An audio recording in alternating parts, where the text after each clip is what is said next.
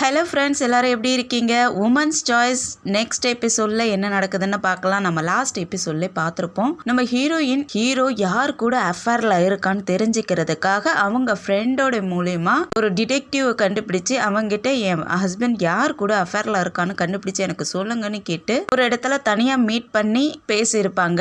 ஆனால் அந்த விஷயம் என்ன ஆகுதுன்னா, இவங்க அந்த டிடெக்டிவ் கூட அஃபேரில் இருக்கிற மாதிரி ஃபோட்டோஸ்லாம் கிளிக் பண்ணி நம்ம ஹீரோவுக்கு அனுப்பி வச்சிருக்காங்க. யாரோ அதை யூனிங் கிட்டையும் காட்டவும் அவங்களும் செம்மையா ஷாக் ஆயிடுறாங்க. இது எப்படி, நாம ஹெல்ப் கேட்டு தானே போயிருந்தோம், இது யார் இந்த போட்டோஸ் எல்லாம் இப்படி எடுத்து வச்சிருக்காங்கன்னு சொல்லிட்டு அவங்க செம்மையா ஷாக் ஆயிருப்பாங்க. ஹீரோவும், நீ என்னை அஃபேர்ல இருக்க, நீ எனக்கு சீட்டிங் பண்றேன்னு சொல்லி என்னை பேசிக்கிட்டு இருக்க, ஆனா நீ தான் எனக்கு சீட்டிங் பண்ற, உனக்கு நானும் நம்ம குழந்தையும் உனக்கு தேவையில்ல, வேற யாரோ தேவைப்படுறாங்க, அதனாலதான் நீ இந்த மாதிரி அஃபேர்ல இருந்துகிட்டு என்னை டிவோர்ஸ் பண்ணுங்கிறதுக்காக என் மேல பழிய போடுறேன்னு சொல்லிட்டு சண்டை போட்டு நம்ம டிவோர்ஸ் பண்ணிக்கலாம்னு சொல்லிட்டு அங்கிருந்து போயிடுறான். நம்ம ஹீரோயின் யூனிங்கா ரொம்ப சோகமாயிடுறாங்க. அதுக்கப்புறம் கொஞ்ச நேரம் யோசிச்சுக்கிட்டே இருந்துட்டு அந்த போட்டோஸை திரும்ப பாக்குறாங்க. உடனே அவனுக்கு கால் பண்ண ஆரம்பிக்கிறாங்க அந்த டிடெக்டிவ்க்கு. ஆனா அவனுக்கு கால் ரீச் ஆக மாட்டேங்குது. அதனால இவங்க என்ன பண்றாங்கன்னா, அவங்க ஃப்ரெண்ட்க்கு கால் பண்ணி அவனுடைய அட்ரஸ் கேட்குறாங்க. இந்த பொண்ணு தானே அவனை இன்ட்ரடியூஸ் பண்ணி வச்சிருந்திருப்பா, அதனால இவகிட்ட அவனுடைய அட்ரஸ் கேட்டுட்டு அவனை தேடி போறாங்க. ஆனா அவனுடைய அட்ரஸ்லயும் அவன் கிடையாது. அதனால ரொம்ப டென்ஷனான நம்ம யூனிங் அதுக்கப்புறம் அவங்க யோசிச்சு பார்க்கக்குள்ளதான் என்ன நடந்திருக்குன்ட்டு காட்டுறாங்க. ஆக்சுவலா இவங்க எவிடன்ஸ் எல்லாம் ஒவ்வொன்னா காட்டியிருப்பாங்க இல்லையா, அப்ப போனை கொடுத்து இந்த ரெக்கார்டிங் எல்லாம் பாருங்கன்னு சொல்லி கொடுத்துருப்பாங்க. அவன் அந்த ரெக்கார்டிங் எல்லாம் கேட்டுட்டு அதை டெலீட் பண்ணி விடுத்திருப்பான். அது தெரியாமலே இவங்களும் வாங்கிட்டு போயிட்டு அவங்க ஹஸ்பண்ட் கிட்ட இவனை பத்தின விஷயங்கள்லாம் எனக்கு தெரியுங்கிற மாதிரி காட்டலாம்னு நினைச்சு காட்டியிருப்பாங்க.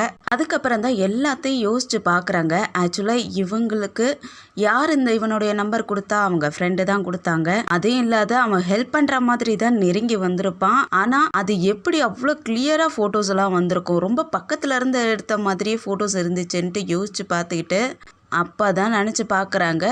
அப்ப நம்ம ஃப்ரெண்டு தான் ஏதோ பிரச்சனை பண்ணிக்கிட்டு இருக்கா அப்படின்னு சொல்லிட்டு யோசிச்சுட்டு அவளை தேடி போலான்னு சொல்லிட்டு அவளுடைய அப்பார்ட்மெண்ட்டுக்கு போறாங்க. கார் பார்க்கிங்கில் காரை நிப்பாட்டிட்டு உள்ளே போகிறதுக்காக இறங்கலான்னு ட்ரை பண்ண, அப்போ இந்த பொண்ணு அவளுடைய காரை எடுக்கிறதுக்காக அந்த சைடு வருவாளா, அதனால இவங்களும் உள்ளே இருந்தே வெயிட் பண்ணி பார்க்குறாங்க. அவளை ஃபாலோ பண்ணவும் ஆரம்பிக்கிறாங்க. இங்கே நம்ம ஷூ யூனிங் கிட்ட கோவப்பட்டுட்டு போனான் இல்லையா ஹீரோ, அவன் ஒரு ஹோட்டலில் வெயிட் பண்ணிக்கிட்டு இருக்கான். இந்த பொண்ணும் அவனை பார்க்கறதுக்காக தான் போறா. இந்த விஷயத்த பின்னாடியே ஃபாலோ பண்ணிட்டு வந்துகிட்டு இருந்த நம்ம ஷூவும் வீடியோ எடுத்துக்கிறாங்க. அவங்களுக்கு ஷாக் ஆகுது, இவங்க ரெண்டு பேரும் நமக்கு துரோகம் பண்றாங்களான்ட்டு ரொம்ப ஷாக் ஆயிடுறாங்க. இவங்க ரெண்டு பேரும் நல்லா ஹாப்பியா உட்காந்துட்டு ட்ரிங்க்ஸ் பண்ணிக்கிட்டு சாப்பிட்டுட்டு இருக்காங்க. நீ ரொம்ப ஹாப்பியா இருக்கன்னு கேக்குறதுக்கு, ஆமா நீ ட்ரிக் பண்ணதுதான் இப்ப இன்னைக்கு நான் ரொம்ப நல்ல மூட்ல இருக்கேன், நல்ல வேலை நான் அந்த நரகத்துல இருந்து வெளியே வர போறேன் அப்படிங்கிற மாதிரி பேசுறான். இவன் பேசுறது எல்லாத்தையும் நம்ம யூனிங்கும் அங்க பக்கத்துல உட்காந்து இவங்களுக்கு தெரியாம மறைஞ்சிருந்து கேட்டுக்கிட்டு தான் இருக்காங்க. அவளும், நீ என்ன உன் ஒய்ஃபையும் எப்படி பேசுறியங்கிறதுக்கு அப்படிலாம் சொல்லாத, எனக்கு நரகமா தான் இருந்துச்சு இவ்வளவு நாளா அவ கூட வாழ்றது, டெய்லிக்கும் அவளுடைய முகத்தை பார்க்கறது கூட எனக்கு பிடிக்கல அப்படிங்கிற மாதிரி பேசுறான். இவங்களுக்கு இதெல்லாம் கேட்க கேட்க மனசு ரொம்ப கஷ்டமா இருக்கு. அதுக்கப்புறம் இவனுக்கு ஒரு டவுட் வருது. கொஞ்ச நாளாவே அவன் என்னைய சந்தேகப்பட்டுக்கிட்டே இருந்தா, அது எதனால, நான் உனக்காக ஒரு நெக்லஸ் வாங்கி கொடுத்தேன் இல்லையா, அதுக்குண்டான பில் எல்லாம் கரெக்ட், அதை எல்லாத்தையும் எவிடன்ஸா வச்சுக்கிட்டு என்னை சந்தேகப்படுற மாதிரி பேசிக்கிட்டு இருந்தா, அது எப்படி நடந்துச்சுன்னே தெரியல, அவளுக்கு இதெல்லாம் எப்படி தெரிஞ்சிச்சு, அது இல்லாத ஏதோ ஒரு மெசேஜ் எல்லாம் எனக்கு வந்துகிட்டு இருந்துச்சுன்னெலாம் சொல்லிக்கிட்டு இருந்தா. ஆனா அவ காட்டக்குள்ள அதுல ஒரு மெசேஜுமே இல்லை, எல்லாமே டெலீட் ஆயிருந்துச்சு. அவ உண்மையை சொல்றாளா பொய் சொல்றாளான்னு தெரியல, ஆனா என் மேல எப்படி டவுட் வந்துச்சுன்னு தான் எனக்கு தெரியலங்கிற மாதிரி பேசுவானா. அதுக்கப்புறம் இவங்க ரெண்டு பேரும் சேர்ந்துட்டு நம்ம ஹீரோயின் மேல பிளேம் பண்ற மாதிரி பேசிக்கிட்டு இருக்காங்க. அவ இவ்வளோ மோசமா நடந்துக்குவான்னு எனக்கே தெரியல, அவ ரொம்ப நல்லவளா தானே இருந்தா, எப்படி இப்படி எல்லாம் நடந்துக்கிறா, ஒருத்தங்க கூட அஃபேர்லாம் இருக்கா அப்படிங்கிற மாதிரிலாம் ரெண்டு பேருமே பேசிக்கிட்டு இருக்கிறதெல்லாம் இவங்க கேட்டுக்கிட்டே இருக்காங்கல்ல. அவங்களுக்கு கண்ணில் தண்ணியே வந்துடுது, அழுதுகிட்டே உட்காந்துருக்காங்க. அப்ப இந்த பொண்ணு வாஷ்ரூம் போயிட்டு வரேன்ட்டு எழுந்திரிச்சு அங்கிருந்து போவாளா. அப்ப நம்ம ஹீரோயின் அங்க டேபிள் லேம்ப் ஒன்று இருக்கும் இல்லையா, அதை எடுத்து பின்பக்கமா வச்சு அவ மண்டையில அடிச்சு விட்டுறாங்க. அப்படியே ரத்தம் கொட்ட கொட்ட கீழே விழுந்து கிடக்குறா. ஹீரோ ஷாக் ஆகி பார்த்துக்கிட்டு இருக்கான். நம்ம ஹீரோயின் யூனிங்கும் அவனை முறைச்சி பார்க்குறாங்க. அப்படியே மிஸ் நீங்கள் வெயிட்டர் கூப்பிடுறாங்க. ஆக்சுவலாக இவங்க இதெல்லாம் நினச்சி பார்க்குறாங்க, இந்த மாதிரி பண்ணணுங்கிற மாதிரி வெறியாக இருக்கும் போல இருக்குது. வெயிட்டர் வந்து ஆர்டர் எடுக்கிறதுக்காக உங்களுக்கு என்ன வேணும்னு கேட்கவும் அவங்க இல்லை எதுவும் வேணான்னு சொல்லிட்டு அங்கேருந்து கிளம்பிடுறாங்க. வெளியே வந்தவங்க தனியாக நின்றுட்டு அழுதுகிட்டு இருக்காங்க. அப்போ அவங்க லைஃப்பில் சந்தோஷமாக இருந்த தருணத்தில் நினச்சி பார்த்துட்டு அழுதுகிட்டு இருக்கக்குள்ள அப்போ தான் ஒரு விஷயத்தை காட்டுறாங்க. ஆக்சுவலாக இந்த லேடி இருக்கா இல்லையா, இவ வந்து ஹீரோடைய ஃப்ரெண்டு. இவங்க 2 பேருமே கிளாஸ்மேட்ஸ் தான். இவன் தான் இவங்களுக்காக இன்ட்ரடியூஸும் பண்ணி வச்சுருந்துருக்கான். அப்பையிலேருந்து இவங்க 2 பேருமே ஃப்ரெண்ட்ஸ் ஆகியிருந்திருக்காங்க. அதுக்கப்புறம் இப்போ அந்த ஹோட்டலில் அவகிட்ட அவள் முகத்தை பார்த்துக்கிட்டு எத்தனை நாளைக்கு வாழ்கிறது அப்படிங்கிற மாதிரிலாம் பேசியிருப்பான் இல்லையா, அதெல்லாம் நினச்சி பார்த்துட்டு இருக்கக்குள்ளேயே அவங்களுக்கு மயக்கமே வந்துடுது. அப்படியே மயக்கம் போட்டு விழுந்துற அப்படியே இவங்க ஹாஸ்பிட்டலில் இருக்கிற மாதிரி இருக்குது. இவங்களுடைய ஹஸ்பண்டும் அந்த பொண்ணும் சேர்ந்துக்கிட்டு இவங்களை கொலை பண்ண ட்ரை பண்ணுற மாதிரி இருக்குது. ஏதோ பாய்சன் இன்ஜெக்ஷன் அவங்களுக்காக போடுற மாதிரி இருக்குது. அதை கனவு மாதிரி கண்டு எழுந்திரிச்சிடுறாங்க. ரொம்ப பயந்து போயிருக்காங்க. அப்போ கூட லீமோ தான் இருக்கா. அக்கா நீங்கள் எழுந்திரிச்சிட்டிங்களா, நான் போயிட்டு டாக்டரை கூட்டிகிட்டு வரேன்ட்டு அங்கேருந்து எழுந்திரிச்சு போக பார்க்க அவங்க பயத்தில் அந்த பொண்ணுடைய கையை பிடிச்சிக்கிட்டு நீ இங்கே இருங்கவும் அவங்க அந்த பொண்ணும் அங்கேயே உட்காந்துடுறா. இங்கே இதுங்க 2ம் நைட்டு ஃபுல்லாகவே ஹோட்டல் ரூமில் ஒன்றாவே இருந்திருப்பாங்க போல இருக்கு. அவங்க அம்மாவும் கால் பண்ணி என்னடா இவ்வளோ லேட் ஆகுது, நீயும் வீட்டுக்கு வரல, உன் ஒய்ஃபையும் காணும், நீ என்ன பண்ணிக்கிட்டு இருக்க, அவளையும் காணுமேன்ட்டு சத்தம் போட்டுட்ருக்காங்க. இல்லைம்மா நான் ஒர்க் பிஸியில் இருக்கேன், நான் வந்துடுறேன், அவள் எங்கன்னு தெரியல, நான் வந்ததுக்கப்புறம் பார்த்துக்கிறான் அப்படின்னு சொல்கிறான். நீ நல்லாவே போய் சொல்கிறியே அப்படின்ட்டு இந்த பொண்ணு அவனை புகழ்ந்து தள்ளிக்கிட்டு இருக்கான். அதுக்கப்புறம் ஹீரோவும் நான் உங்ககிட்ட ஒன்று பேசணுங்கிறதுக்கு என்ன பேசணும் சொல்லுங்கிறதுக்கு, நான் யூனிங்கை டிவோர்ஸ் பண்ணதுக்கப்புறம் என்னுடைய குழந்தை நம்ம கூட தான் இருப்பா அப்படிங்கிறதுக்கு, பொம்பளை பிள்ளை அவங்க அம்மா கூட இருக்கிறது தானே சரி, ஆனால் என் பொண்ணு அவங்க அம்மா கூட இருக்கிறத விட என் கூட தான் க்ளோஸாக இருக்கா, என்ன பண்ணுறதுங்க, சரி இருக்கட்டும் அதெல்லாம் எனக்கு ஒன்றும் பிரச்சனை இல்லை, ஆனால் ஃப்யூச்சரில் நமக்குன்னு ஒரு குழந்தை பிறக்கும், அப்போ உன் பொண்ணு தனியாக ஃபீல் பண்ணுவா, அப்படின்னா நீ அவ கூட டைம் ஸ்பெண்ட் பண்ண, அதிகமாக நீ டைம் ஸ்பெண்ட் பண்ணினா அவள் உன் கூட அட்டாச் ஆகிடுவா, அப்போ எந்த ப்ராப்ளமும் வராதுங்கிறான். அதுக்கு இந்த பொண்ணும் ஒத்துக்கிறா போல இருக்கு. 2 பேருமே ரொம்ப சந்தோஷமா இருக்கிறாங்க. ஆனால் இந்த சைடு நம்ம ஹீரோயின் ஹாஸ்பிட்டலில் ரொம்ப ஃபீல் பண்ணிக்கிட்டு இருக்காங்க. இங்கே ஹீரோவும் அந்த பொண்ணு அவனுடைய அப்பார்ட்மெண்ட்டில் கொண்டு வந்து விடுறான். அவளும் காரை விட்டு இறங்கி திரும்பி பார்க்குறா. அவள் ஹஸ்பண்ட் இவளுக்காக அங்கே பார்த்துக்கிட்டு நிற்கிறான். என்ன இவ்வளோ சீக்கிரமாக வந்துட்டீங்க போல இருக்கேன்னு கேட்டுகிட்டே போக, நான் வீட்டில் இல்லைன்னதும் நீ வெளியே சுற்றிக்கிட்டு இருக்கியா, அதுவும் இவ்வளோ லேட்டாக வந்துக்கிட்டு இருக்க, யார் அது உன்னுடைய ஃப்ரெண்டா, அந்த ஹீரோவா போகிறான். ஆமாம், ஜஸ்ட்டு பேசுகிறதுக்காக என்னை வெளியே கூப்பிட்டுருந்தாரு, அதனால் நாங்கள் 2 பேரும் பேசிட்டு வரோம், நான் எதுவும் உங்கள் மேட்ரில் எதுலேயும் தலையிடுறேன்னா, நீங்கள் எதுக்கு தேவையில்லாதான் எங்கள் ஃப்ரெண்ட்ஷிப்குள்ளெல்லாம் தலையிடுறீங்க அப்படிங்கிற மாதிரி பேசுகிறா. இங்கே ஹாஸ்பிட்டலில் நம்ம ஹீரோயின் லீமோ கிட்ட எல்லா விஷயத்தையும் சொல்லிக்கிட்டு இருக்காங்க. அவள் ரொம்ப அழகாக இருக்கால, அதனால் அவன் பின்னாடி போய்கிட்டு இருக்கான் போல இருக்கு அப்படிங்கிற மாதிரி சொல்கிறதுக்கு, யூயாவா அவங்க 2 பேருமா உங்களுக்கு சீட்டிங் பண்ணிக்கிட்டு இருக்காங்கன்னா அந்த பொண்ணு அவள் உங்களுடைய ஃப்ரெண்டு தானேங்கிற மாதிரி பேசுகிறதுக்கு, அவள் என்னுடைய ஃப்ரெண்டெல்லாம் இல்லை, அவனுக்கு காலேஜ் ஃப்ரெண்டு, காலேஜ் மேட்டு அப்படின்ட்டு எல்லா விஷயத்தையும் சொல்கிறாங்க. அதுக்கப்புறம் ஹாஸ்பிட்டலை விட்டு வெளியே வந்துட்டு எல்லா விஷயத்தையும் யோசித்து பார்க்குறாங்க. அப்போ இவங்க 2 பேரும் செட்டப் பண்ணி தான் நம்மளை இந்த மாதிரி ஏமாற்றி ட்ரிக் பண்ணி கேம் விளையாண்டுட்டு இருக்காங்க. அப்போ இவங்க ஏற்கனவே லவ்வர்ஸ் தான். இந்த சென்னை என்கிட்ட க்ளோஸ் ஆகுற மாதிரி நடிக்க வச்சதும் இவங்க தான். அதுக்கப்புறம் என்னுடைய எவிடன்ஸ் எல்லாம் அழிச்சதும் இவங்க தான் ட்ரிக் பண்ணியிருக்காங்கன்ட்டு எல்லா விஷயத்தையும் கண்டுபிடிக்கிறாங்க. அது இல்லாத இவங்களை பற்றின விஷயத்த வெளியே கொண்டு வரணுங்கிறது முடிவு பண்ணுறாங்க. அதே சமயம் இந்த சைடு இந்த பொண்ணுடைய ஹஸ்பண்ட் வந்திருந்தான் இல்லையா, அவன் கொஞ்ச நேரத்துலேயே அவன் வீட்டை விட்டு கிளம்பிடுறான். கிளம்புன இந்த சைடு ஹீரோவுக்கு மெசேஜ் அனுப்பி விட்டுறான், அவன் கிளம்பிட்டான் நீ வந்துரு அப்படின்னு சொல்லிட்டு. முன்வாசல் வழியாக ஹஸ்பண்டை வெளியே அனுப்பி வச்சுட்டு பின்வாசல் வழியாக ஹீரோவை உள்ளே கூப்பிட்டுறா. வழக்கம் போல் இவங்க 2 பேரோட வேலையை ஆரம்பிச்சிடுறாங்க. அந்த நேரத்தில் யாரோ காலிங் பெல் அழுத்துறாங்க. காலிங் பெல் சத்தம் கேட்டவுடனே 2 பேருக்குமே ஷாக் ஆகிடுது. யாராவது உள்ளே வந்திருக்கிறது அப்படின்ட்டு. பொண்ணு யார் வந்திருக்கிறதுன்னு கேட்டுக்கிட்டே டோரை ஓப்பன் பண்ணுறா. டோரை ஓப்பன் பண்ணி வெளியே பார்த்தா யாருமே இல்லாத மாதிரி இருக்குது. அதனால் திரும்பவும் கதவை சாத்த போக அப்போ ஒரு கை வந்து இன்னொரு சைடு அந்த லாக்கை பிடிச்சிக்குது. யாருன்னு நல்லா ஓப்பன் பண்ணி பார்த்ததான் தெரியுது, நம்ம ஹீரோயின் தான் அங்கே வந்திருக்காங்க. யூனிங் நீயா, என்ன விஷயம்னு கேட்குறதுக்கு, நான் உள்ளே வந்து பேசலாமான்னு கேட்குறாங்க. வாவன் உள்ள அப்படின்ட்டு உள்ளே கூப்பிட்டு உட்கார வச்சு 2 பேரும் பேச ஆரம்பிக்கிறாங்க. ஹீரோயினும் அந்த ஃபோட்டோஸ் எல்லாம் அவகிட்ட எடுத்து கொடுத்துட்டு, என்னை டிவோர்ஸ் பண்ண போகிறான்னா, நான் தான் அவனை சீட்டிங் பண்ணுறேன்னு சொல்லிட்டு என்னை டிவோர்ஸ் பண்ண போகிறேன்னு சொல்கிறான். யார் இந்த ஃபோட்டோஸ் எடுத்தாங்கன்னே தெரியல. நான் அவனை தேடி போனேன், ஆனால் அவனை ரீச் பண்ணவே முடியல, அவன் எங்கே இருக்கானே தெரியல. உனக்கு ஏதாவது தெரியுமான்னு கேட்குறதுக்கு அவளும் இல்லைப்பா, நான் அதுக்கப்புறம் அவனுக்கு கால் பண்ணேன், ஆனால் என் காலும் அவன் அட்டன் பண்ண மாட்டேங்கிறான், அவன் எங்கே போனான்னு எனக்கும் தெரியலங்கிற மாதிரி இந்த பொண்ணு சொல்கிறா.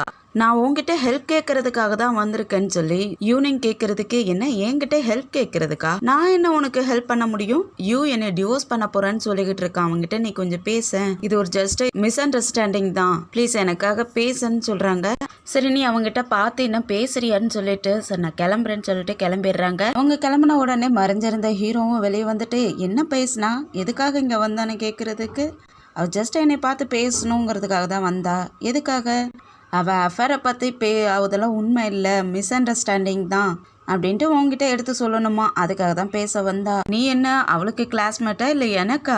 நீ அவளுக்கு சப்போர்ட் பண்ண போறியாங்கிறதுக்கு நான் அது அப்படிலாம் சொல்ல வரல, அவள் ஜஸ்ட் பேச சொன்னா, நான் அவங்ககிட்ட எதுவுமே பேசலையே அப்படிங்கிறதுக்கு அவன் திரும்ப கொஞ்சம் ஆரம்பிச்சிடறான் அவளை.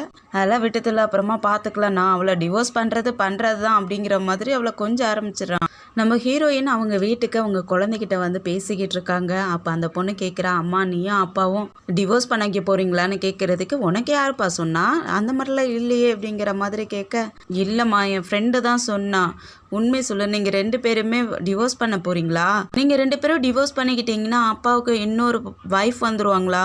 எனக்கு ஸ்டெப் மாம் வந்துட்டாங்கன்னா என்னை அடிப்பாங்களாம்மா அப்படிங்கிற மாதிரிலாம் அந்த பொண்ணு ரொம்ப பாவமாக கேட்குறா.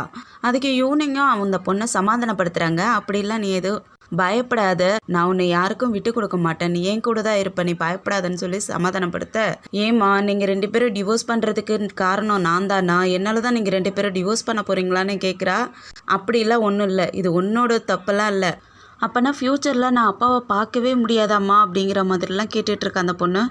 நமக்கே பாவமாக இருக்குது. இந்த ஹீரோ காலையில் தான் வீட்டுக்கே வரான். அப்போ டேபிளில் டிவோர்ஸ் நோட்டீஸ் நம்ம ஹீரோயின் வச்சுருக்காங்க. அதை எடுத்து பார்த்துக்கிட்டு இருக்கக்குள்ளேயே ஹீரோயினும் வெளியே வந்துட்டு, என்ன இப்போ தான் வந்தேன்னு கேட்குறதுக்கு, ஆமாண்ணா கிளைண்ட் கூட நைட்டில் கொஞ்சம் ட்ரிங்க் பார்ட்டி நடந்துட்டு இருந்துச்சு, அதனால் நான் அங்கே இருந்தேன் அப்படிங்கிற மாதிரி சொல்லிகிட்டு இருக்கான். கிளைண்ட் கூடயா இருந்தான், இடியட், எப்படி போய் சொல்கிறான் பாருங்க. அந்த டிவோர்ஸ் நோட்டீஸை நல்லா புரட்டி பாருங்க, அதில் நம்ம குழந்தை ஏன் கூட தான் இருப்பான்ட்டு நான் போட்டிருக்கேன். ஸோ அதில் சீக்கிரம் சைன் பண்ணுங்கன்னு சொல்கிறதுக்கு, நீ என்ன சொல்கிற, குழந்தைய பற்றி இப்போ அதை பற்றிலாம் எதுக்கு பேசுகிற, நீ அந்த மாதிரிலாம் பேசக்கூடாதுங்கிறதுக்கு, ஆல்ரெடி குழந்தைய என்கிட்ட சொல்லிட்டா அவள் ஏன் கூட தான் இருப்பேன்னு சொல்லி, ஸோ நீ சைன் பண்ணுற வேலையை மட்டும் பாருன்னு சொல்லிட்டு கிளம்பிடுறாங்க.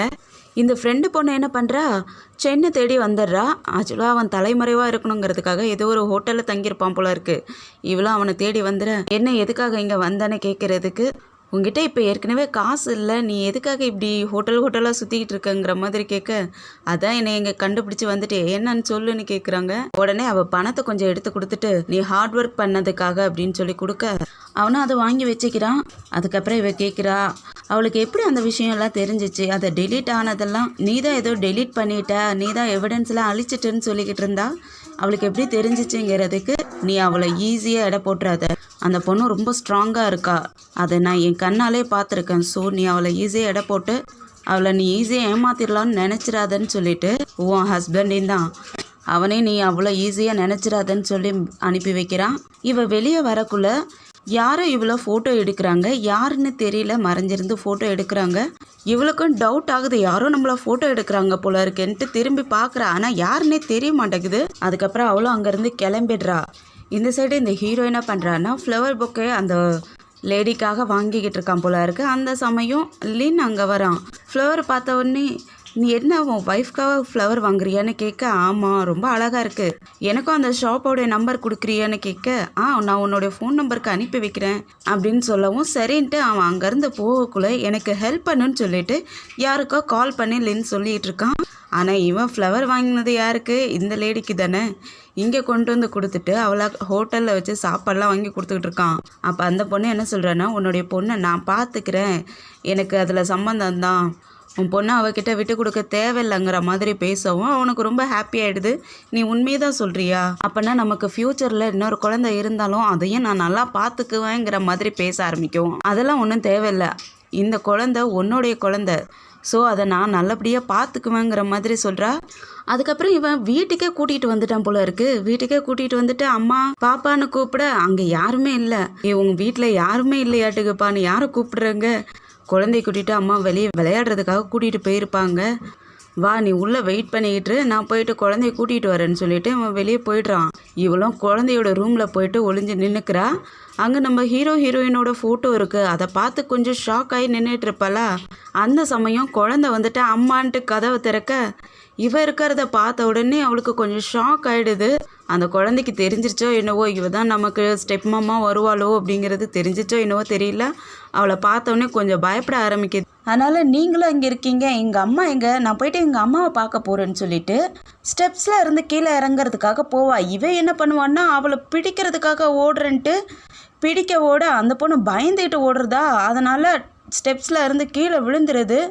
அப்படியே மயக்கம் போட்டு கிடக்குது. இவன் என்ன பண்ணுறான்னா அப்படியே ஷாக் ஆகிட்டு தான் நிற்கிறா. அந்த குழந்தைய போய் ஓடி போய் தூக்க கூட இல்லை, அந்த குழந்தைய கூட தூக்க கூட இல்லை, அப்படியே நின்றுக்கிட்டு இருக்கா. அப்போ தான் போனவனும் குழந்தைய தேடிட்டு இங்கே வந்து பார்க்குறான். குழந்தை கீழே விழுந்து கிடக்குறா. அப்படியே ஹாஸ்பிட்டலில் அட்மிட் பண்ணுறான். அதுக்கப்புறம் நம்ம ஹீரோயினுக்கு கால் வருது, இந்த மாதிரி குழந்தை ஹாஸ்பிட்டலில் அட்மிட் ஆகிருக்கான்னு சொல்லிட்டு. அவங்க அழுதுகிட்டே வேக வேகமாக ஓடி வராங்க. வந்து பார்த்தா குழந்தை தலையில் அடிபட்டு கிடக்கிறா. அதுவும் சுயநினைவே இல்லை, கோமாவில் இருக்கா. இப்படி ஒரு குழந்தைய பார்க்கக்குள்ள பெத்த தாய்க்கு எப்படி இருக்கும். அப்படியே அந்த பொண்ணு நில குழஞ்ச மாதிரி ஆயிடுறா. அவளால் தாங்கிக்க முடியாத அப்படியே கீழே விழற மாதிரி போக அவன் ஹஸ்பண்ட் தான் பிடிச்சிக்கிறான். அப்படியே கூடையும் மாமியார் வந்து பிடிச்சிக்கிற மாதிரி நடிக்கிறாங்களா என்னவோ தெரியல, ஆனால் பிடிச்சிக்கிறாங்க. கொஞ்ச நேரம் வரைக்கும் அவங்க குழந்தைய பார்த்துக்கிட்டே இருந்துட்டு அப்புறம் டாக்டர்கிட்ட போய் கேட்க ஆரம்பிக்கிறாங்க. குழந்தை எப்போ எழுந்திருப்பா, அவளுக்கு என்ன ஆச்சுன்னு கேட்கக்குள்ள தான் தெரியுது அவள் ஸ்டெப்ஸில் இருந்து கீழே விழுந்ததால் இப்போ கோமாவில் இருக்கா, தலையில் ரொம்ப அடிபட்டிருக்கு அப்படின்ட்டு சொல்ல எப்போ எழுந்திருப்பா அப்படின்னு கேட்குறாங்க. அதை சொல்ல முடியாதுன்னு டாக்டர் சொல்லிடுறாங்க. வெளியே வந்து நம்ம ஹீரோயினும் ஹீரோக்கிட்ட செம்மையாக சத்தம் போட்டுட்ருக்காங்க. எப்படி குழந்தை இப்படி அடிபடுற அளவுக்கு நீ விட்டுருப்ப, அப்போ நீ வீட்டில் இல்லாத எங்கே போயிருந்த, குழந்தை தானே நீ பார்த்துக்கிட்டு இருந்த இவ்வளோ நாளாக, நீ எங்கே போயிருந்தேன்னு கேட்க நான் அந்த டைமில் ப்ளே கிரவுண்டுக்கு அங்கே தான் போயிட்டாலோன்னு தேடிட்டு போயிருந்தேன்னு சொல்கிறான். அப்போ நீ அங்கே போயிருந்தேன்னா குழந்தை எப்படி வீட்டுக்கு வந்திருப்பா, அவள் எப்படி கீழே விழுந்திருப்பா, அது எப்படி நடந்துச்சுன்னு கேட்குறதுக்கு அவள் துணியில் வந்து தடுக்கி விட்டு கீழே விழுந்துட்டா, ஸ்க்ரீனில் தடுக்கி விட்டு கீழே விழுந்துட்டா அப்படின்னு சொல்லிக்கிட்டு இருக்கான். ஆனால் அவங்க நம்ப மாட்டேங்கிறாங்க. ஷூ செம்மையாக பிடிச்சி சத்தம் போட்டுக்கிட்டு இருக்காங்க. அந்த சமயத்தில் மாமியார் வந்துட்டு இதெல்லாம் நீ பண்ண தப்பு தான், ஏன் பிள்ளைகிட்ட சண்டை போட்டுக்கிட்டு இருக்க, இதுக்கு ரெஸ்பான்சிபிள் நீ தான் எடுத்துக்கணும்னு சொல்லிக்கிட்டு இருக்கா. என்ன நான் ரெஸ்பான்சிபிளா, நானே வீட்டில் இல்லை, நீங்கள் குழந்தைங்கள பார்த்துக்கணும், நீங்கள் பார்த்துக்காத என்னையே ஏன் மேலே பழி போடுறீங்க அப்படின்ட்டு கேட்குறதுக்கு ஆமாம் ஒரு பொம்பளைன்னா வீட்டில் இருந்து குழந்தைங்கள பார்த்துக்கணும், ஆனால் நீ என்ன பண்ணுற, உன்னுடைய சுயநலத்துக்காக வேலை பார்க்குறேன் கம்பெனியை நடத்துகிறேன்ட்டு நீ பாட்டுக்கு வெளியே ஓடி போய்டுற, குழந்தைய நீ பார்த்துக்கல, அதனால தான் இன்றைக்கி தடுக்கி விட்டு கீழே விழுந்துட்டா அப்படின்லாம் சொல்லி நம்ம ஹீரோயின் மேலே அவங்க மாமியார் ப்ளேம் பண்ணிக்கிட்டே இருக்காங்க. இவன் அம்மா தேவையில்லாத பேச வேண்டாம் விட்டுருங்கன்னு சொன்னாலும் இல்லைடா, அவள் எப்படி உன் மேலே தப்பு சொல்லலாம், அவள் பண்ணது தானே தப்பு, அது எப்படி என் பிள்ளை மேலே அவள் தப்பு சொல்லலாம்னு சொல்லிட்டு அவங்க இன்னும் சண்டை பிடிக்கவே தான் ஆரம்பிக்கிறாங்க. அதனால் அவன் இருந்துட்டு நீ வீட்டுக்கு போயிடுமா, ஏமா தேவையில்லாத பிரச்சனை பண்ணிக்கிட்டே இருக்கீங்க, இந்த நேரத்தில் சண்டை போட்டு தான் ஆகணுமா, நீங்கள் வீட்டுக்கு போங்கன்னு சொல்லவும் அவங்க கோவப்பட்டுட்டு போயிடுறாங்க. ஹீரோயினும் குழந்தைய பார்க்கறதுக்காக உள்ளே போயிடுறாங்க. இவன் என்ன பண்ணுறான்னா ரெண்டு பேருமே அப்படியே வேலைக்கு போன உடனே அவளுக்கு கால் பண்ண ஆரம்பிச்சிடுறான். நல்ல ஒரு அப்பனாக இருந்தால் என்ன பண்ணணும், குழந்தைய நினச்சிக்கிட்டு ஃபீல் பண்ணிக்கிட்டு அங்கே தானே உட்காந்துருக்கணும் குழந்தை பக்கத்தில்.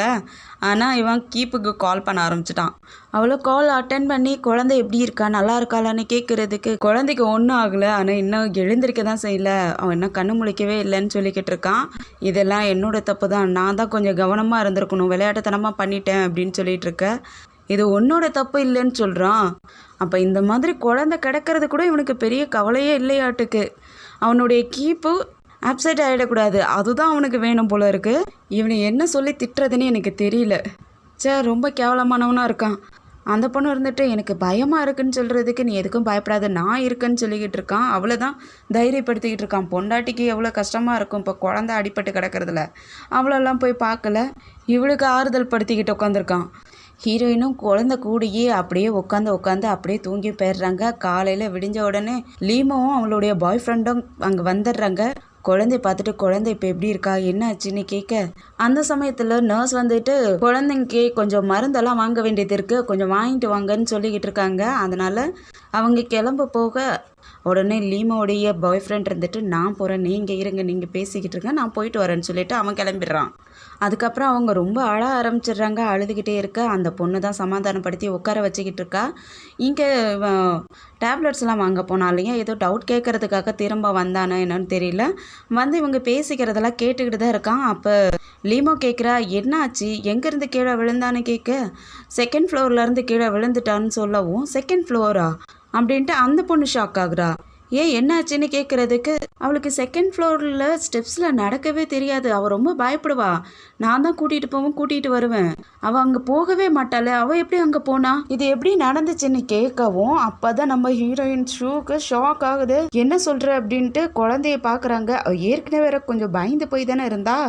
அதனால ஒரு நிமிஷம் லிமோ, நீ குழந்தைய பார்த்துக்கு, நான் வரேன்னு சொல்லிட்டு வெளியே எழுந்திரிச்சு போகிறாங்க. இந்த சைடு இந்த ஹீரோடைய அஃபேர் பொண்ணு இருக்கா இல்லையா, அவள் என்ன பண்ணுறான்னா மேக்கப்லாம் பண்ணிக்கிட்டு அவளுடைய ட்ரெஸ்ஸை எடுத்து பார்த்துக்கிட்டு இருக்கா. அந்த ட்ரெஸ்ஸில் வந்து ஒரு பின் மாதிரி இருந்துச்சு. அந்த பின் அதில் காணோம். அப்போ தான் யோசிச்சு பார்க்குறான், ஆக்சுவலாக இவன் குழந்தைய பிடிக்கக்குள்ள தானே குழந்தை விழுந்துச்சு. அந்த சமயமே இவளுடைய பின்னும் அங்கே கீழே விழுந்திருக்கோம். அதனால் பின்னை நாம் அங்கே விட்டுட்ட மாட்டேன்னு யோசிச்சுக்கிட்டு இருக்கக்குள்ளேயே இந்த சைடு நம்ம ஹீரோயின் ஷூ வீட்டுக்கே வந்துடுறாங்க. இவளும் அங்கே வந்துடுறா. ஆக்சுவலாக ஷூ வர்றதுக்கு முன்னாடியே இந்த பொண்ணு வீட்டுக்கு வந்துட்டு எல்லா இடத்துலையும் தேட ஆரம்பிச்சிடுறா. நம்ம ஷூ உள்ளே வர சத்தம் கேட்ட உடனே இவ ஒளிஞ்சிக்கிறா. அவங்களும் தேட ஆரம்பிக்கிறாங்க. அவங்க அந்த இடத்துல ஏதாவது க்ளூ கிடைக்குமான்ட்டு தேடி தான் வந்திருப்பாங்க. அந்த இடத்துல தேடக்குள்ளே தான் அவங்களுக்கு அவளுடைய பின் மாட்டிக்குது. அந்த பின்னை எடுத்து வச்சு பார்த்துக்கிட்டு இருக்கக்குள்ளேயே அவங்களுக்கு ஒரு டப்புன்னு ஒரு சத்தம் கேட்குதா. அந்த சத்தம் கேட்ட உடனே இவங்க என்ன பண்ணுறாங்கன்னா, யாராக இருக்கும், யார் வீட்டில் இருக்காங்கன்னு சொல்லிட்டு அவங்க தேட ஆரம்பிக்கிறாங்க. குழந்தையோட ரூமுக்கு போயிட்டு அவளுடைய கபோர்டெல்லாம் ஓப்பன் பண்ணி பார்க்குறாங்க. அங்கே யாருமே இல்லாத இருக்குது. இன்னொரு கபோர்டை ஓப்பன் பண்ணலான்னு சொல்லிட்டு ஓப்பன் பண்ண போக போக அந்த சமயத்தில் ஹீரோவோட சத்தம் கேட்குது. அம்மா அம்மானுக்கிட்டே வரான். அதனால அவங்க கீழே இறங்கி போயிடுறாங்க. அதுக்கப்புறம் இந்த பொண்ணு அங்கேருந்து தான் வெளியே வரா. அந்த கபோர்டுக்குள்ளே தான் ஒளிஞ்சிருப்பாளாட்டுக்கு. இவங்க திறந்துருந்தாங்கன்னா மாட்டியிருப்பா. எனக்கு இவ தப்பிச்சிட்டாலேன்னு எனக்கு செம்மையாக கடுப்பாகுது. இவன் எங்கே அம்மா அம்மானு கூப்பிட்டுட்டே வர நம்ம ஹீரோயின் தான் முன்னாடி வந்து நிற்கிறாங்க. ஹனி நீயான்னு கேட்குறதுக்கு, ஆமாம் அன்னைக்கு எக்ஸாக்ட்லியாக என்ன நடந்துச்சு அதை எல்லாத்தையும் என்கிட்ட சொல்லுன்னு கேட்குறதுக்கு, என்ன சொல்கிற ஷூ, நீ என்ன சொல்கிற, நீ என்ன கேட்குறன்னு எனக்கு புரியலங்கிற மாதிரி கேட்க, அவங்க கையில் இருக்கிற அந்த பின்னை காட்டுறாங்க. அதை பார்த்தவொடனே இவனுக்கு கொஞ்சம் ஷாக் ஆகுது. ஆனால் வெளியே காட்டிக்காமல் இருக்க அதை வாங்க போகிற மாதிரி ட்ரை பண்ண அவங்க மூடி வச்சுக்கிட்டு, இது யாருது, இது எப்படி இங்கே வந்ததுன்னு கேட்குறாங்க. அவன் அப்படியே திணறிக்கிட்டே இருக்கான். என்ன சொல்கிறதுன்ட்டு ஒன்றும் சொல்ல முடியாது. அப்படியே திணறிக்கிட்டே இருக்க, இங்கே பாரு யூ, அந்த குழந்தை உனக்கும் தான் குழந்தை, எனக்கு மட்டும் இல்லை, நம்ம குழந்தை இப்போ எந்த நிலமையில இருக்கான்னு பாரு. அது கூட உனக்கு தெரியலையா? இது எத்தனை நாளாக நடந்துகிட்டு இருக்கு, நீ எப்படி என் குழந்தைக்கு இந்த மாதிரி பண்ண முடியும் அப்படின்ட்டு ரொம்ப அழுதுகிட்டு இருக்காங்க.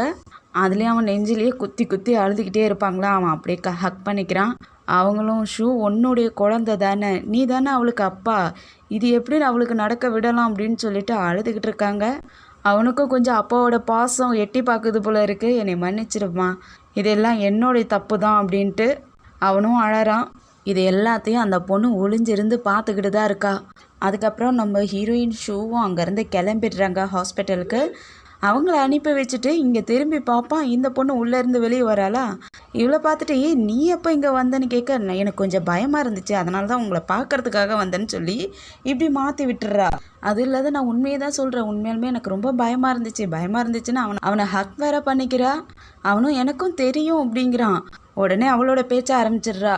நீ எப்போ அவளை டிவோர்ஸ் பண்ணுவேன்னு கேட்க, அதுக்கு அவனும் இல்லை, இன்னும் கொஞ்ச நாள் போகட்டும் அப்படிங்கவும், என்ன சொல்கிற, ஆமாம் இப்போ குழந்தைக்கு வேற அடிபட்டுருச்சு, அவளை வேற பார்த்துக்கணும், அதனால் இப்போதைக்கு எதுவும் பண்ண முடியாதுங்க. அப்போனா நீ என்னை ப்ளேம் பண்ணுறியா, என்னால் தான் இந்த மாதிரி ஆயிடுச்சுன்ட்டு என்னை ப்ளேம் பண்ணுறியான்னு கேட்குறா. ஆக்சுவலாக நான் அந்த மாதிரி சொல்லலை, எல்லா ப்ராப்ளமும் சால்வ் ஆகட்டும், நான் அதுக்கப்புறம் அப்படின்ட்டு ஏதோ யோசிக்க ஆரம்பித்தோம்.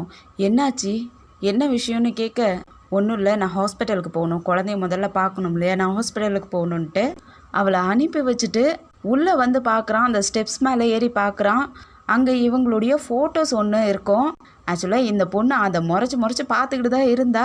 அதை கீழே போட்டு உடச்சிட்டா போல இருக்குது. அதை உடச்சி போட்டுட்டு போயிருக்கா. அதையுமே எடுத்து பார்த்துக்கிட்டு தான் இருக்கான். இங்கே நம்ம ஷூ ஹாஸ்பிட்டலில் ஏதோ ஒன்று கண்டுபிடிச்ச மாதிரியே வந்துக்கிட்டு இருக்காங்க. அவங்க ஆல்ரெடி எல்லாத்தையுமே கண்டுபிடிச்சிட்டாங்க தான். ஆனால் ஆதாரத்துக்கு மேலே ஆதாரம் கிடச்சிக்கிட்டே இருக்கு இல்லையா, அதனால ரொம்ப தைரியமாக வந்துக்கிட்டு இருக்காங்க. அங்கே அவன்கிட்ட கேட்டப்போ கூட அவன் உண்மையை சொல்ல மாட்டேன்ட்டான் இல்லையா, அதெல்லாம் நினச்சி பார்த்துக்கிட்டே வந்துக்கிட்டு இருக்காங்க. அப்படியே ஆஃபீஸில் ஒரு பொண்ணு இருந்தா இல்லையா, அவளை தான் காட்டுறாங்க. அவள் ஃபைல்ஸ் எல்லாம் எடுத்து வைக்கக்குள்ளேயே அவளுக்கு நம்ம ஷூ ஹீரோவை ஓங்கி பலார்னு ஒன்று விட்டுருப்பாங்க இல்லையா, அதுதான் அவளுக்கு ஞாபகம் வருது. அதை நினச்சி பார்த்துட்டு இருக்கக்குள்ளேயே நம்ம ஷூவும் அங்கே வந்துடுறாங்க. ஷூ நீங்கள் வந்துட்டிங்களா, இவ்வளோ காலையிலேயே வந்துட்டீங்க, சரி நான் இங்கேருந்து கிளம்புறேன்ட்டு அங்கேருந்து கிளம்ப போக, இல்லை நம்ம கொஞ்சம் பேசணும், வரியா கொஞ்சம் வெளியே போயிட்டு பேசலான்னு சொல்லிட்டு அவகிட்ட பேச ஆரம்பிக்கிறாங்க. அவங்களுடைய சூழ்நிலையை பற்றி ஒரு சில விஷயங்களை பேச ஆரம்பிக்கவும் அவளுக்கும் கொஞ்சம் புரிய வருது. அந்த பொண்ணு இருந்துட்டு, ஆக்சுவலாக இந்த பொண்ணுக்கு நம்ம ஹீரோயின் ஷூன்னா ரொம்ப பிடிக்கும் போல இருக்குது, இவங்கள மாதிரியே இருக்கணும் அப்படின்லாம் ஆசைப்பட்டிருப்பா போல இருக்குது. அதனால் மிஸ் ஷூ, ஆக்சுவலாக நான் எப்போவுமே உங்களை அட்மையர் பண்ணி தான் இருக்கேன், நான் உங்களை மாதிரி ஆகணும்னு தான் ஆசைப்பட்டிருக்கேன். நீங்கள் எவ்வளோ தைரியமாக எந்த அளவுக்கு துணிச்சலாக நீங்கள் உங்களுடைய ஒர்க்கை பண்ணிக்கிட்டு இருக்கீங்க தெரியுமா, ஒரு உமனாக இந்த கம்பெனியை நீங்கள் நடத்திக்கிட்டு இருக்கீங்க, அந்த அளவுக்கு பிரேவான உமன் நீங்கள். நான் உங்களை ரொம்ப பெரிய இடத்துல வச்சுக்கிட்டு இருக்கேன், உங்களை மாதிரி நானும் ஆகணும்னு ஆசைப்பட்டுக்கிட்டு இருக்கேன், நீங்கள் தான் என்னுடைய இன்ஸ்பயர்னு சொல்லி. ஆனால் நீங்களும் என்னை சந்தேகப்பட்டது எனக்கு மனசுக்கு ரொம்ப கஷ்டமாக இருக்குது. எல்லாருக்குமே என் மேலே சந்தேகம் வர மாதிரியே இருக்குது. ஸோ நான் இங்கேருந்து கிளம்பிடுறேன்னு சொல்லவும், இல்லை அது உன்னுடைய தப்பு கிடையாது, அது என்னுடைய தப்பு தான் அப்படின்னு சொல்லவும், அந்த பொண்ணு இருந்துட்டு இல்லை இல்லை அப்படிலாம் சொல்லாதீங்கன்னு சொல்ல, இல்லை உண்மையை தான் சொல்கிறேன், அது என்னுடைய தப்பு, நான் தான் உன்னை தப்பாக புரிஞ்சுக்கிட்டு உங்கள்கிட்ட தப்பாக நடந்துக்கிட்டேன், என்னை மன்னிச்சிரு, எனக்கு இன்னொரு சான்ஸ் கொடுக்குறியா அப்படின்னு கேட்கவும், அந்த பொண்ணும் சரி நான் உங்களை புரிஞ்சிக்கிறேன் அப்படின்னு சொல்கிறா. அப்படியே இந்த பொண்ணை கேட்டுறாங்க. இந்த பொண்ணு என்ன பண்ணுறான்னா, அந்த செயின் இருக்கான் இல்லையா, செயினை பார்க்கறதுக்காக வந்துட்டுறா. செயின் கிட்டே எல்லா விஷயத்தையும் சொல்கிறா, அந்த மாதிரி குழந்தை அடிபட்டுருச்சு, என்னால் தான் அடிபட்டுருச்சு, இப்போ ஹாஸ்பிட்டலில் அட்மிட் ஆகிருக்குன்னெலாம் சொல்லவும், அவன் என்ன சொல்கிறான்னா, ஷூ நீ நினைக்கிற மாதிரி ஈஸியான பர்சன் கிடையாது, அவங்க ரொம்ப ஸ்ட்ராங்கானவங்க, அது இல்லாத அவங்க ரொம்ப ஸ்மார்ட்டானவங்க, அவங்க ஈஸியாக கண்டுபிடிச்சிருவாங்க. ஆனால் எனக்கு என்னென்னா, அவங்க கண்டுபிடிச்சாங்கன்னா அவங்க என்ன ப்ராப்ளம் கொடுப்பாங்கன்னு எனக்கு புரியல, அதை பற்றி யோசிக்கக்குள்ள தான் எனக்கே கொஞ்சம் கஷ்டமாக இருக்குங்க. இப்போ குழந்தை கோமாவில் இருக்கா, அவள் என்னை பற்றி சொல்ல மாட்டா, ஆனால் எப்போ எழுந்திருப்பான்னு தெரியலன்னு சொல்லவும், அவள் எப்போ எழுந்திரிச்சாலும் உனக்கு தான் ப்ராப்ளம், குழந்தை இப்போ எழுந்திரிச்சாலும் சரி இல்லை எப்போ எழுந்திரிச்சாலும் சரி உனக்கு தான் பிரச்சனை இருக்குது அப்படின்னு சொல்லவும், அப்போ நான் என்ன பண்ணட்டும்னு கேட்குறா. அது இல்லாத அந்த குழந்தை எப்போவுமே எழுந்திருக்க கூடாதுன்னு சொல்கிறா. அதை கேட்ட உடனே அந்த சென்னிக்கே ஷாக் ஆகிடுது. ஒரு குழந்தையே என்ன சொல்கிறான்னு பாருங்களேன். ஆனாலும் சரி குழந்தையும் ஏதாவது பண்ணிடலாம், அதே போல் அந்த ஷூ யூனிங்க ஏதாவது பண்ணிடலான்ட்டு ரெண்டு பேருமே முடிவெடுக்கிறாங்க. என்ன பண்ண போகிறாங்கன்னு தான் தெரியல. அதே சமயத்தில் இங்கே ஆஃபீஸில் நம்ம ஷூ ஃபைல்ஸ் எல்லாம் பார்க்க ஆரம்பிக்கிறாங்க. அந்த பொண்ணும் ஃபைல்ஸ் எல்லாம் கொண்டு வந்து கொடுத்துட்டு, இங்கே நிறைய ப்ராப்ளம் நடக்குது மேடம், நிறைய மணி காணாது போகிற மாதிரி இருக்குது, ப்ராடக்ட்ஸ்லாம் நிறைய வரல, ஆனால் வந்த மாதிரி கணக்கு எழுதியிருக்குங்கிற மாதிரிலாம் சொல்கிறா. இவ்வளோ நாளாக ஏன் இதெல்லாம் சொல்லவே இல்லைன்னு கேட்குறதுக்கு அவள் கொஞ்சம் பயப்படுறா. இல்லை மேடம் எனக்கு பயமாக இருந்துச்சு அப்படிங்கிற மாதிரி பயந்துக்கிட்டே சொல்ல, சரி சரி எனக்கு புரியுது, வீட்டில் அவள் அம்மா என்னை ஆண்டுக்கிட்டு இருக்கான்னா இங்கே ஆஃபீஸில் இவன் இவ்வளோ வேலையெல்லாம் பண்ணிக்கிட்டு இருக்கானான்ட்டு என்ன பண்ணுறதுன்னு யோசிக்கிறாங்க. அந்த பொண்ணும் இன்வெஸ்டிகேட் பண்ணலாம் அப்படின்னு சொல்லிக்கிட்டு இருக்கா. அப்போ நம்ம ஹீரோயின் இருந்துட்டு, ரூவே எனக்கு நீ ஒரு ஹெல்ப் பண்ணி ஆகணும்னு கேட்க, அந்த பொண்ணும் சரின்றா. என்ன ஹெல்ப் கேட்குறாங்கன்னு தெரியல, என்ன பண்ண போகிறாங்கன்னு தெரியல. அப்படியே இந்த ஹீரோவை தான் காட்டுறாங்க. அவன் வீட்டுக்கிட்ட கார் பார்க்கிங் பண்ணிவிட்டு கிளம்பி வந்துக்கிட்டு இருப்பானா. அந்த சமயத்தில் இந்த பொண்ணு இருக்கா இல்லையா, அவள் என்ன பண்ணுறான்னா ஒரு காரில் வந்து இறங்குறா. ஆனால் இவனை கவனிக்கவே இல்லை, அவள் அப்படியே உள்ளே போய்கிட்டு இருக்கா. இவனும் அவளுக்கு மெசேஜ் அனுப்பி விடுறான், எங்கே இருக்குன்னு கேட்டு அனுப்பி விடுறதுக்கு. நான் கொஞ்சம் பிஸியாக இருக்கேன், நம்ம நைட்டை மீட் பண்ணலாம் அப்படின்னு சொல்கிறா. ஆக்சுவலாக இந்த விஷயம் எல்லாமே அந்த பொண்ணுடைய ஹஸ்பண்ட் பார்த்துக்கிட்டு தான் இருக்கான், பின்னாடி இருந்து பார்த்துக்கிட்டு இருக்கான். அதுக்கப்புறம் ரெண்டு பேருமே ஒரு ஹோட்டலில் மீட் பண்ணிக்கிறாங்க.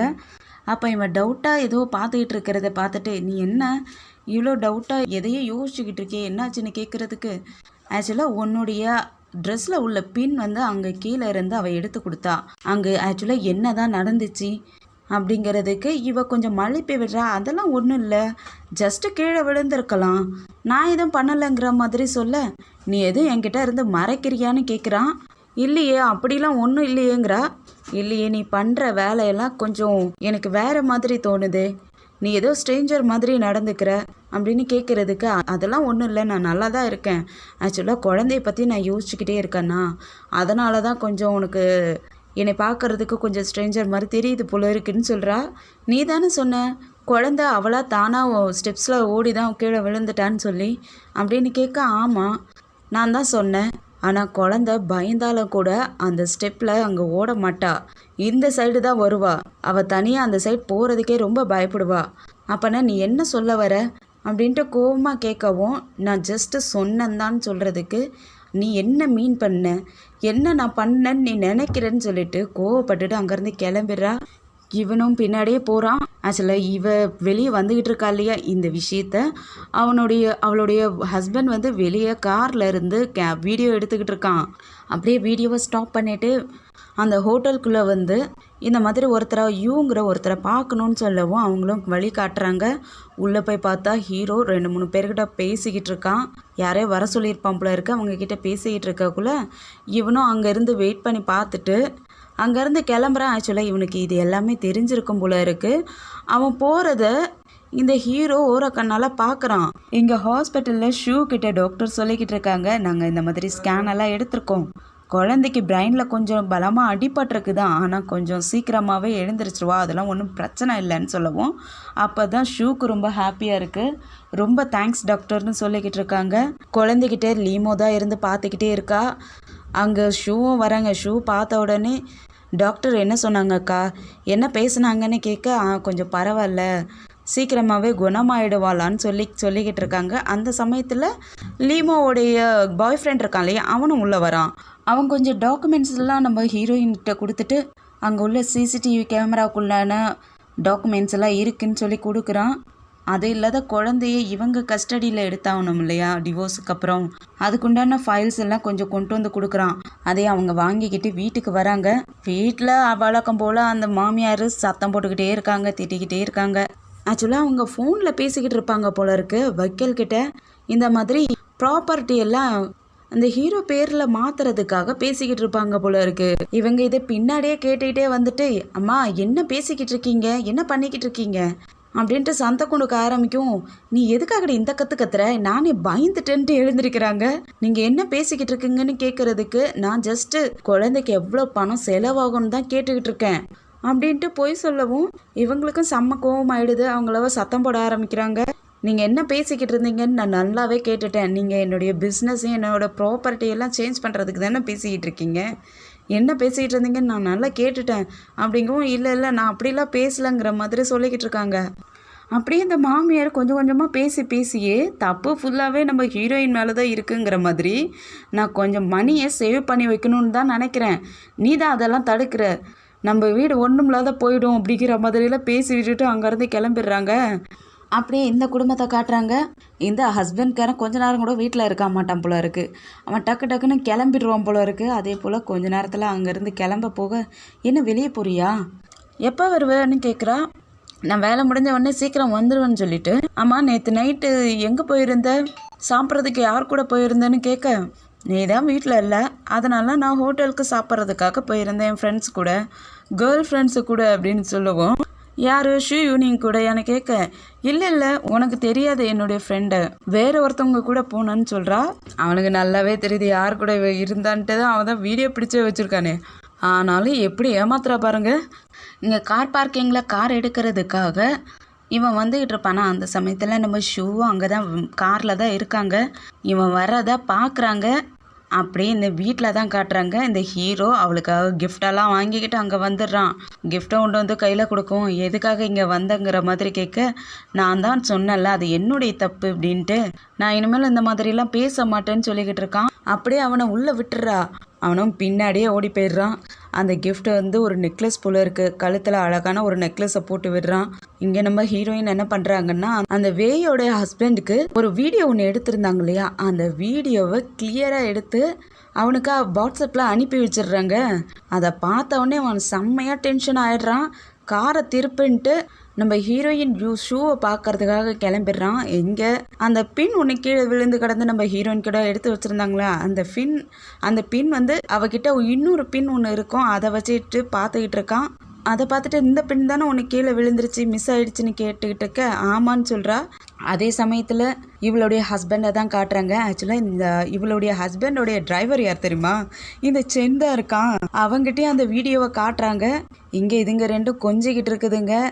நம்ம ஷூ ஏதோ ஒரு முடிவு பண்ணி வச்சுருக்காங்க. என்ன பண்ண போகிறாங்கன்னு தெரியல. நம்ம போக போக பார்க்கலாம். இந்த வீடியோ பிடிச்சிருந்துச்சுன்னா லைக் பண்ணுங்கள், உங்கள் ஃப்ரெண்ட்ஸ் அண்ட் ஃபேமிலிக்கு ஷேர் பண்ணுங்கள். அப்படியே நம்ம சேனலை சப்ஸ்கிரைப் பண்ணி பெல் ஐக்கனை கிளிக் பண்ணி வச்சுக்கோங்க. அடுத்த எபிசோடில் சந்திக்கிற வரைக்கும் பாய் அண்ட் தேங்க்யூ.